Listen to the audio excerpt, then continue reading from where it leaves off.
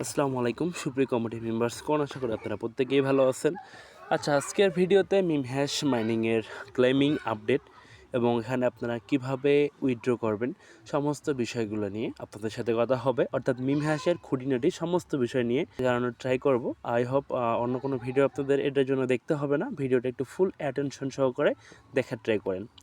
তো at first আপনি যে আমাদের টেলিগ্রাম চ্যানেলে চলে আসেন, অবশ্যই রিকোয়েস্ট করব যারা টেলিগ্রাম চ্যানেলে নাই অবশ্যই টেলিগ্রাম চ্যানেলে যুক্ত থাকেন। ভিডিও ডিসক্রিপশন বক্স থেকে লিঙ্ক কালেক্ট করে আপনি আমাদের টেলিগ্রামে চলে আসতে পারবেন।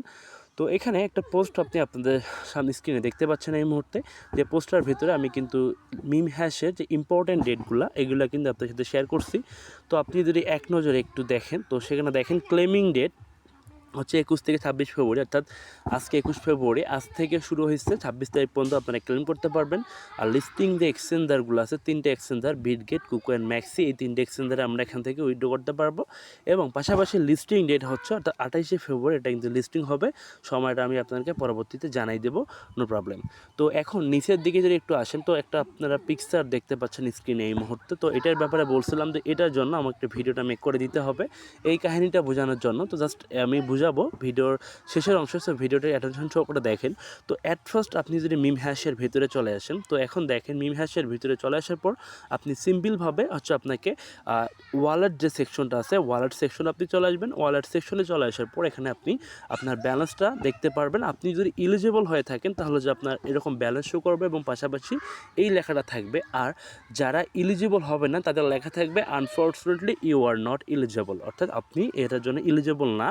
তো কেন এলিজিবল যে ক্রাইটেরিয়াগুলো ছিল সেই ক্রাইটেরিয়া আপনি হয়তো ফিল আপ করতে পারেননি, যার কারণে হচ্ছে আপনাকে নট এলিজিবল বলা হয়েছে। তো যদি মিম হ্যাশের কমেন্টে চলে আসার পর এই পোস্টটাতে আপনি চলে আসবেন। তো এখানে দেখতে পাচ্ছেন স্ক্রিনে এলিজিবল ক্রাইটেরিয়া, যার ভিতরে এটা হচ্ছে টন ক্যাপচা ভেরিফিকেশন কমপ্লিট, অর্থাৎ টনে যে ভেরিফিকেশনটা ছিল ম্যান্ডেটরি টাস্ক, এটা কমপ্লিট করতে হবে। যারা কমপ্লিট করছেন তারা এলিজিবল। আর তারপর হচ্ছে তারা বলছে active during the mining phase, অর্থাৎ অ্যাক্টিভ থাকতে হবে এবং হচ্ছে 25% ডেইলি অ্যাক্টিভিটি চেক, অর্থাৎ ওই কনফার্ম এয়ারড্রপ এলিজিবিলিটির জন্য ডেইলি অ্যাক্টিভিটি চেকটা যে ছিল, অর্থাৎ যারা রেগুলার চেক ইন করছেন রেগুলার চেকিং করতে হবে, তাহলে হচ্ছে আপনি এখান থেকে এলিজিবল হবেন। এবং পরিশেষে বলছে farms and cheater are not eligible, অর্থাৎ যারা এখানে চিটার বা বট বা অন্য কোনো পন্থায় মাইনিং করছে তারা হচ্ছে নট এলিজিবল। তো এই এই এই কটা হচ্ছে এলিজিবল ক্রাইটেরিয়া। এই ক্রাইটেরিয়ার বাইরে যারা ছিলেন তারা হচ্ছে নট এলিজিবল।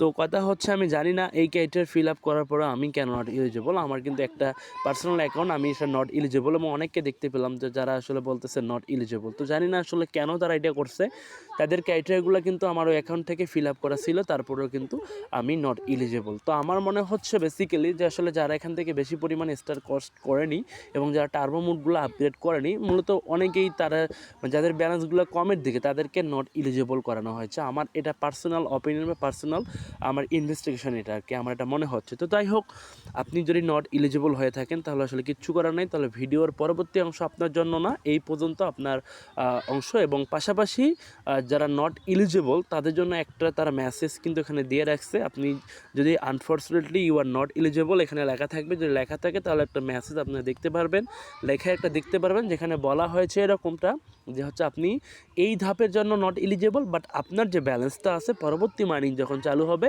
সেই ব্যালেন্সগুলো কিন্তু পরবর্তী মাইনিংয়ে অ্যাড হবে। সো আপনি যদি পরবর্তীতে মাইনিং করেন তাহলে সেই ব্যালেন্সগুলো আপনি সেই পরবর্তী মাইনিংয়ে এই ব্যালেন্সগুলো যোগ করানো হবে। এই মাইনিংয়ের জন্য বা এই ধাপের জন্য আপনি নট এলিজিবল। তো যাই হোক, এটা হচ্ছে নট এলিজিবল যারা তাদের জন্য মেসেজ, এবং যারা এলিজিবল তো তাদের জন্য হচ্ছে ভিডিওর পরবর্তী অংশ। তো যারা এলিজিবল হবেন তারা এখান থেকে এই ধরনের একটা অপশন দেখতে পারবেন, ঠিক আছে, সেট আপ উইথড্রল, আপনাকে ইয়েটা সেট আপ করতে বলবে। আর হচ্ছে যে আপনার যদি ওয়ালেটটা ডিসকানেক্ট হয়ে থাকে তাহলে সেক্ষেত্রে আপনি কানেক্ট করতে পারেন। কানেক্ট করার জন্য আপনি জাস্ট সিম্পলভাবে যেটা দিয়ে টনের ভেরিফিকেশন করছিলেন সেই ওয়ালেটটাই আপনি কানেক্ট করে দেবেন, তাহলে কিন্তু আপনার হয়ে যাবে, অন্য কোনো ওয়ালেট কানেক্ট করবেন না, ঠিক আছে। আচ্ছা, তো আমি এখন সেট আপ উইথড্রল এখানে একটা প্রেস করে দেবো। সেট আপ উইথড্রলে প্রেস করে দিলে স্ক্রিনে একটা অপশন শো করতেছে, যেটা কিন্তু টেলিগ্রামে আমি আপনাদের সাথে দেখাইছিলাম এবং আপনাদেরকে বলছিলাম যে এই জিনিসটা আপনাদেরকে বুঝিয়ে দেবো। তো দেখেন এই ইন্টারফেসটা আপনার সামনে চলে আসবে। তো এইটা বোঝানোর আগে আমাদেরকে একটু ব্যাক দিয়ে তাদের কমিউনিটিতে যেতে হবে। তো কমিউনিটিতে চলে আসার পর আমি একটু যদি উপরের দিকে যাই, আমি আচ্ছা এই যে পোস্টটার ভিতরে আমি চলে এলাম। তো মূলত এই পোস্টেই হচ্ছে ওখানকার যে কাহিনীটা। তো এখানে একটু সুন্দর করে একটু অ্যাটেনশনে দেখার ট্রাই করেন। তো ওইখানে যেটা বলছে সেটা হচ্ছে তারা দেখেন মোটামুটি বেশ কয়েকদিন আগে একটা আমাদের সাথে অ্যানাউন্স শেয়ার করছিল, সেটা হচ্ছে মাইনিং ডিটেলস, অর্থাৎ তারা এই সেকেন্ড ধাপে বা হচ্ছে এই মিম হ্যাশের ভিতরে পরবর্তী যেটা কাহিনী করতে যাচ্ছে বা যেটা মাইনিং চালু করবে, হ্যাশ ক্যাশ মাইনিং নামে একটা চালু করবে, যেটা হচ্ছে 50,000 টোটাল সাপ্লাই, যেটা হচ্ছে 50,000 হ্যাশ ক্যাশ। এটা ডিউরেশন থাকবে 2 থেকে 3 সপ্তাহ, অর্থাৎ 2 থেকে 3 সপ্তাহের জন্য মাইনটা চলবে। এবং ব্লক টাইম হচ্ছে প্রতিটা ব্লক ক্রিয়েট হবে 1 থেকে 1.5 মিনিটের ভিতরে, 1 থেকে 1.5 মিনিট করে লাগবে একটা করে ব্লক ক্রিয়েট হইতে, যেটা হচ্ছে টোটাল ব্লক থাকবে 20,000, ঠিক আছে।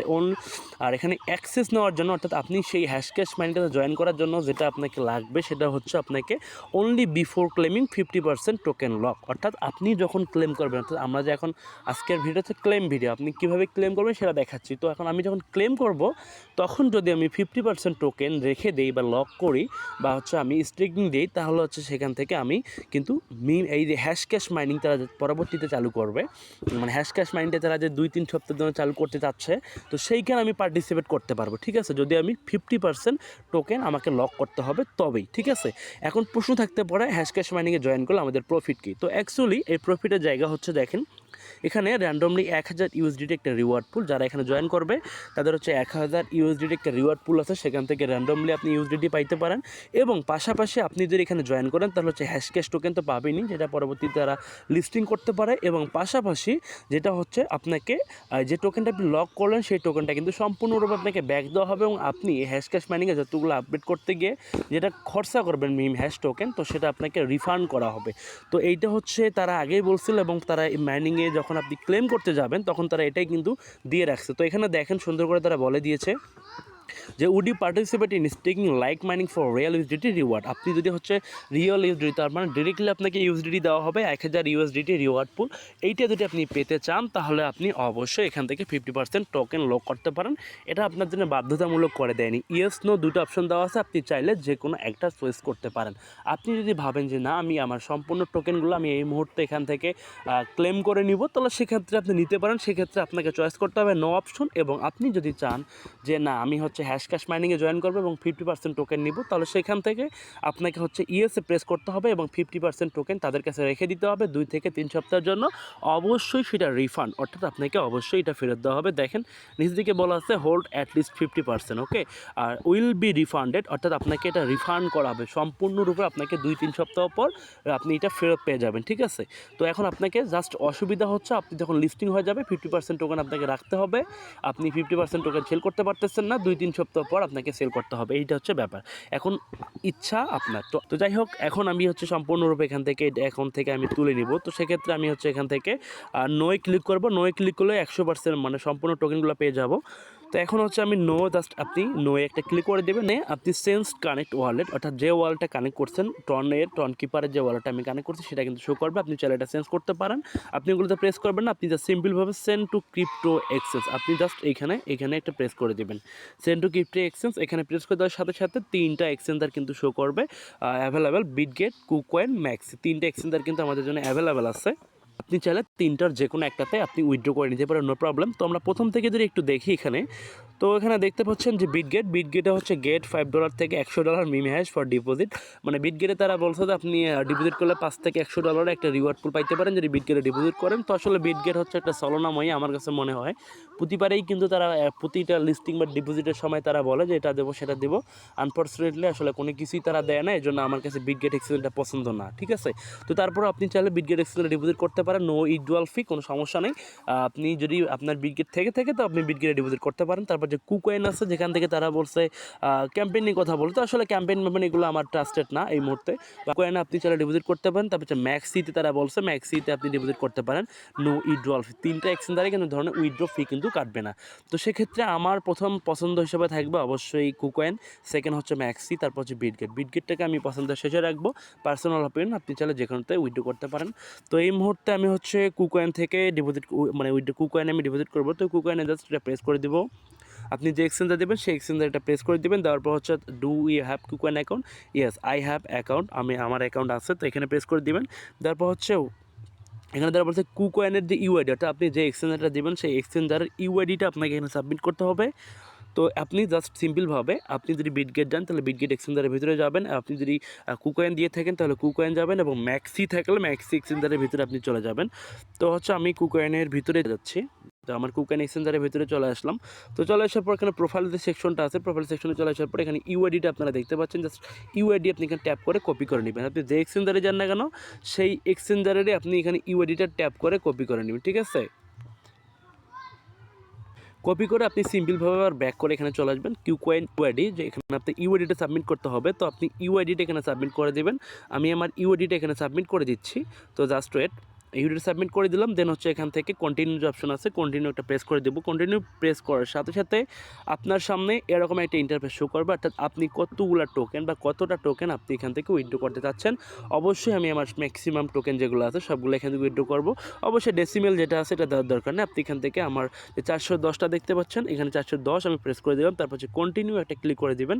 কন্টিনিউ ক্লিক করে দেওয়ার সাথে সাথে এখানে দেখেন একটা নোট বলছে তারা, you may lose your token if this UID incorrect, অর্থাৎ ইউআইডিটা যদি আপনি ইনকারেক্ট দিয়ে থাকেন তাহলে এখান থেকে আপনার কিন্তু টোকেনগুলো লস হতে পারে, টোকেনগুলো হারাই ফেলতে পারেন। এই জন্য অবশ্যই সতর্কতার সাথে আপনি ইউআইডিটা সুন্দর করে কপি করে নিয়ে আসবেন, ঠিক আছে? তো আমার ইউআইডিটা ঠিকই আছে, আমি চেক করে নিয়েছি। তো যাই হোক, এখান থেকে আপনি কনফার্ম অ্যান্ড সেন্ড যে দেখতে পাচ্ছেন, জাস্ট কনফার্ম অ্যান্ড সেন্ড এটা ক্লিক করে দিবেন। কনফার্ম অ্যান্ড সেন্ডে ক্লিক করলে দেখতে পাচ্ছেন যে আমার উইথড্রল সাবমিটেড সাকসেসফুলি, এটা আমার দেখাচ্ছে।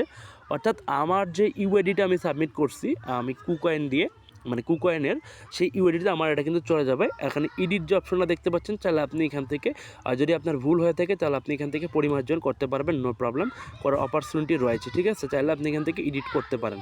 তো যাই হোক, এইটা হচ্ছে ব্যাপার। আমি এখান থেকে আমার যে সমস্ত ব্যালেন্সগুলো আমি হচ্ছে কুকয়েনের ভেতরে আমার যে কুকয়েন এক্সচেঞ্জার আছে সেখানে উইথড্র দিয়ে নিলাম। আপনি চাইলে এখান থেকে আপনার যে অ্যাড্রেস ইয়াগুলো আছে তো সেটা এখান থেকে আপনি বিটগেট বা ম্যাক্সিতে আপনি ট্রান্সফার করে নিতে পারবেন, নো প্রবলেম।